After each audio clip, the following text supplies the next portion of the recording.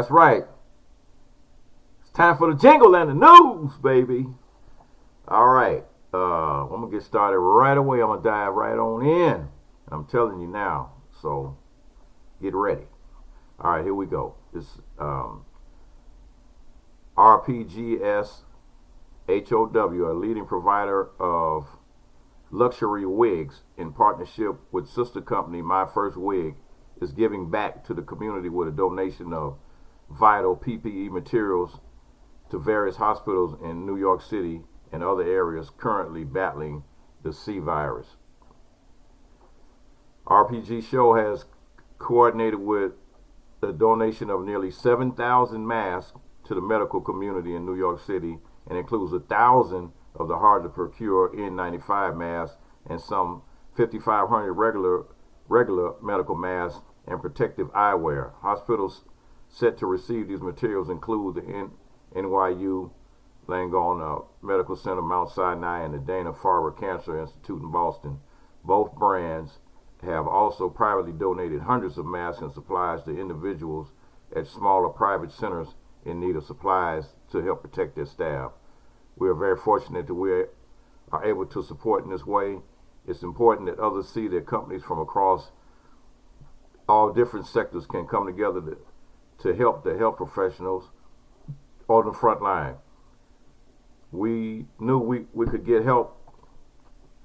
We could help to get access to these vital materials, so we chose to act as an effort against the C virus. Should be a joint effort across countries and different people. We hope to do more in the future and join more organizations in supporting our heroes on the front line. This donation will be greatly appreciated by all and absolutely will help keep our workforce safe so that we can continue to provide excellent care to anyone who needs it. To show their gratitude and support, My First Wig has also set up a system throughout their website, myfirstwig.com, where medical professionals can apply for free masks and other supplies. And that's a good thing right there.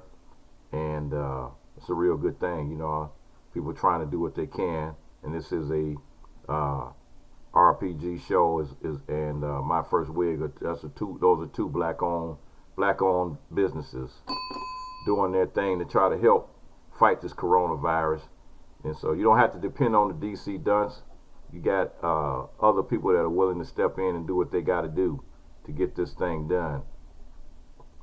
So here we go with another little, this is the fallout that's going on right now, and this has to do with a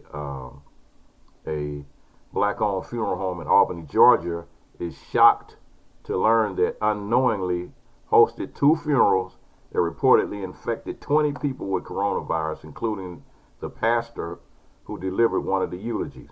Sadly, that pastor has since died from the C virus.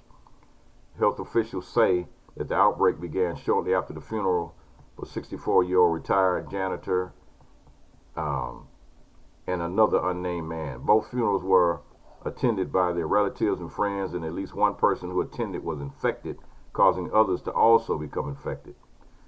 As of Wednesday afternoon, there are at least 490 confirmed coronavirus cases and at least 29 coronavirus-related deaths reported in Dougherty County, which is home to Albany, according to the Georgia Department of Public Health.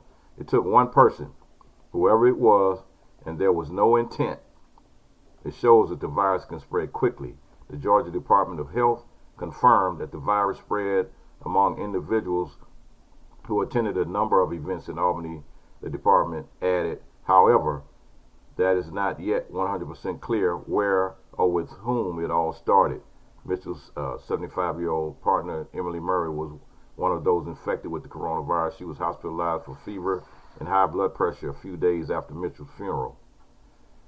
Authorities have reportedly traced the town-wide outbreak to a 67-year-old man who had traveled from Atlanta to attend one of the funerals. He reported being sick and was hospitalized in Albany, New York. The next day, it's when it began seeing other people coming to our emergency room who were sick. 2 people the first day, 6 the next day, and 8 the next day, and it just began to cascade from that point. The Martin Luther King Memorial Chapel which hosted the two funerals in February 29th and March 7th, respectively, released a statement after they were notified by the health department officials and the possible spread of the virus on March 13th. Although we have been identified as a common factor in the tracking of COVID-19 in Albany, New York, all know that we are operating with regulatory safety and health guidelines, the funeral home directors wrote in a Facebook post. We know that there's a growing concern across the city. We are taking extra precautions to protect you, our staff, and the communities we serve. And Georgia Governor Brian Kemp expressed his concern about the rapid increase of coronavirus cases in a press conference, citing the importance of complying with the stay-at-home order in the state. I believe the funeral service weeks ago where an infected person went, and it created the whole epicenter, which just exploded from there. And so it's like, he also said that's one reason why he have been begging people to not have, and it's a hard thing to say, that to try to cancel religious services where you have congregations of maybe hundreds of people there, and all it takes is one person to have it. Next thing you know, you got 100 people infected. This thing is traveling fast.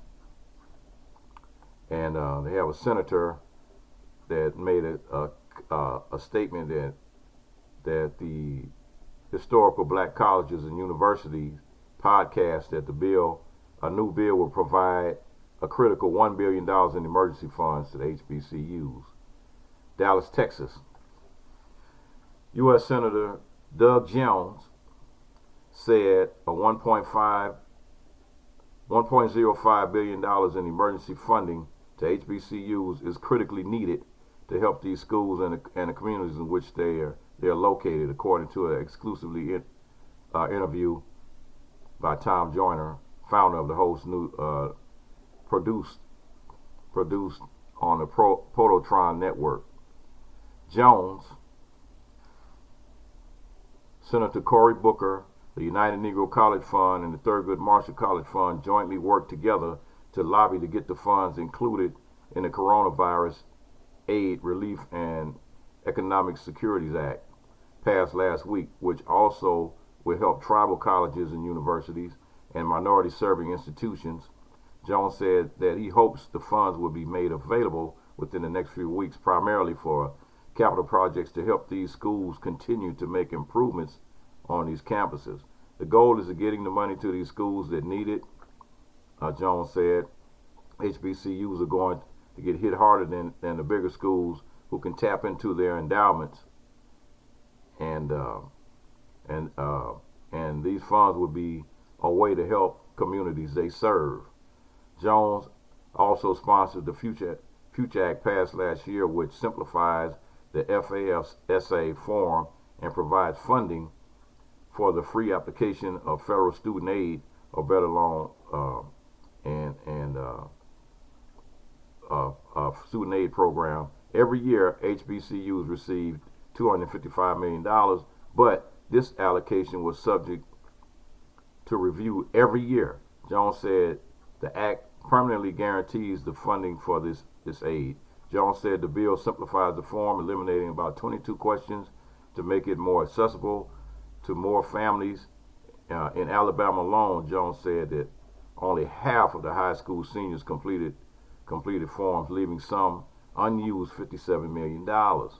This is another way to get the students into the HBCUs and other minority-serving institutions, Jones explained. If they want to go to college, then a stupid government form shouldn't be in the way. And so hopefully all this will help more young black high school students get into college. And just like in the state of California, they passed that anti-discrimination law, or whatever it was, that Ward Connerly, which just happens to be a black man, helped pass the reverse discrimination law in the state of California, all but abolishing affirmative action and stopping thousands of black kids from getting into college. So you got to go to HBCUs, you got to go to a historical black college to get that education. Go get it. It's there.